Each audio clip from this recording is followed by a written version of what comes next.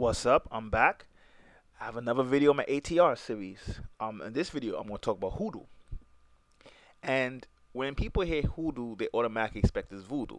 I mean, they automatically think it's voodoo, right? And you get a lot of misconceptions when it comes to that. Part of the reason why I like to do these A.T.R videos is because there's a lot of people actually doing videos on all these systems, and they do good work. There's a lot of people who have wrote books on these systems. But I think what gets confusing is the sense that a lot of people haven't really done the research when it comes to um, the, the different places of origin where these systems originate from, and when they come to the Americas.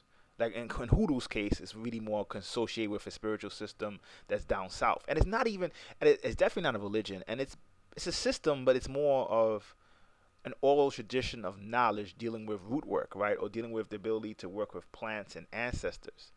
And a lot of times people who practice hoodoo are actually Christians, and they just mix Christianity with magic. Now, now there's some hoodoo workers who, like especially these days, who kind of leaving out the Christianity from their work, and they are trying to practice something that's more pure hoodoo, and you definitely see that emerging. So when you say so, because I mentioned pure hoodoo, let's just get it what hoodoo is, right? Basically, and why it's not voodoo. Voodoo or voodoo is basically a spiritual system that comes from Benin and Togo, Ghana, South Nigeria, was transported to the Americas, right? So it's West African in nature and transported to the Americas. Now, the only place in Americas that had a lot of, let's say, slaves from Ewe and Fon, I mean, you might have a few other places, but definitely Louisiana. So, for instance, in Louisiana, no, you see voodoo there because the slaves from that particular region in West Africa made it to Louisiana. And now they may have been to other places in Americas in bunches, in little short bunches, but not as much as Louisiana, right? So, and hoodoo is really coming from Central Africa and to some extent Senegambia. So you're talking about the West African part is Gambia, Senegal, right? But what happens is there's a lot of slaves from Gambia were some of the first slaves who came here. So when they came here, their culture was totally erased. Eventually, Central Africans started coming here too. So, like, let's say you have the Gullah people in the Carolinas and down south, who are kind of who basically have this kind of Creole culture where they have their own language. There's a lot of African elements in their culture mixed with Native American elements, right? So they're very distinct, right? You go to certain parts of South Carolina, the Gullah people are very distinct, right? So when you talk about hoodoo, you're basically talking about a system that is really folk magic or magic, right? You know, knowledge of roots, plants, um, working with ancestors, mixed with Christianity. So a lot of hoodoo workers would naturally resonate with the Bible as well. Now, is it wrong when they say, I want to get a more pure version of hoodoo and I want to kind of cancel this out and get back to how it was? There's nothing wrong with that either. See, things with hoodoo is not a religion. It's not an organized church. Even Ifa and voodoo are more organized, right? So if you come in the Ifa community or the voodoo community and be like, well, I want to do it my way, you might get backlash because they already have their set ways already kind of down already, right? Like they have their set ways established. In hoodoo, there's not really an organized community. So if you come in and say, well, I want to do this, no one's going to stop you, right? So really the biggest misconception of hoodoo that is voodoo, and they're two different things. They just have a similar, obviously name, and West Africans and Central Africans are family. So the spiritual systems do come from each other, but they evolve differently. So hoodoo is actually probably closer to Palo in Latin America. That's why you see a lot of hoodoo workers eventually kind of link up with patatas and paleros because the spiritual system is actually Central African in nature. So this is gonna be a short video, but I just wanted to actually clarify hoodoo and palo. I'm sorry, hoodoo and voodoo are not the same, and I didn't get it a chance to talk about hoodoo in my main A.T.R video when I compare Ifa, Palo, Obia, but hoodoo is completely different than voodoo. Now, I would say hoodoo is important to understand hoodoo though, because one thing that American practitioners of magic don't realize is when you look at Wicca, good example, right? Wicca in America, there's gonna be slight differences between, sometimes even significant differences actually between Wicca in America versus Wicca in Britain, right? And you'd be like, why? But because Wicca in America has a lot of hoodoo influences, where even a lot of Wiccan witches don't even know that, right? That's why when you study Wicca, it's actually easy for a Hoodoo practitioner to go into Wicca, and I don't want to say dominate, but they can get their grasp of Wicca very easily because American Wicca in particular has a lot of influences from Hoodoo. So it's kind of funny because when people ask me about spiritual systems, especially if you're into African spirituality, I actually sometimes think Hoodoo is the easiest, especially if you're doing Hoodoo, because I'm not a purist, right? So for me, when someone comes to me and says, "Oh, well, I'm mixing, let's say, Regala de la Ocha or Santeria," well, Regala de la Ocha, Lokumi, right, which is gonna be pure, like Lokumi, like we pure Ifo spirituality, right?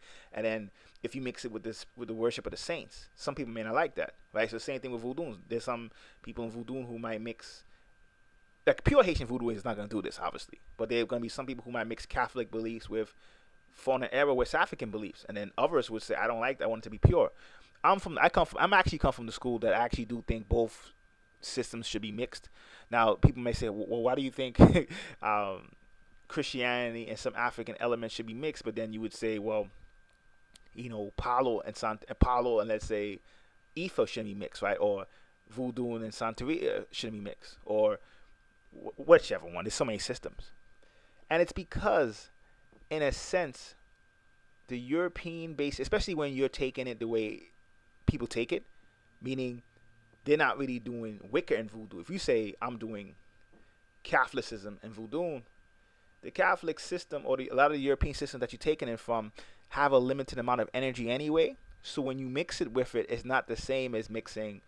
Basically, when you're mixing like Voodoo and Santeria or Ifa, it's like mixing one bomb with another bomb, and then it gets a bigger bomb that you can't control. It's a lot different. And I actually do think not really as much for the mainstream versions of Christianity and let's say sometimes Judaism or Islam. I actually think the mainstream versions of those religions are corrupted. But when you look at the esoteric versions of those systems, like if you tell me Kabbalah or you tell me Gnosticism and you mix Gnosticism with, like for me, the perfect Hoodoo would be if you're a Gnostic mixing it with Hoodoo. Perfect. If you're gonna come and tell me you're a Sufi, you mixing that with Obia. Perfect. Because I actually think the esoteric versions of Christianity, Islam, and Judaism, if you know what you're doing, and especially because they're not really talking about magic per se, they're more of a psychological system. That's what it really is. A lot of those systems like Kabbalah, Sufism, Gnosticism, especially when you get Gnosticism and Kabbalah as we know it, especially from the Jewish lineage with the K, those systems are more psychological based systems. So actually, from my opinion, if you actually get grounded in those systems first, right? Think of that stuff as the mind, and then you come with a system like Hoodoo, the energy. It works perfectly, and they don't clash because one is dealing with the mental and one is dealing with the earth. One is dealing with the energy. That's not the same as two earth-based systems clashing with each other.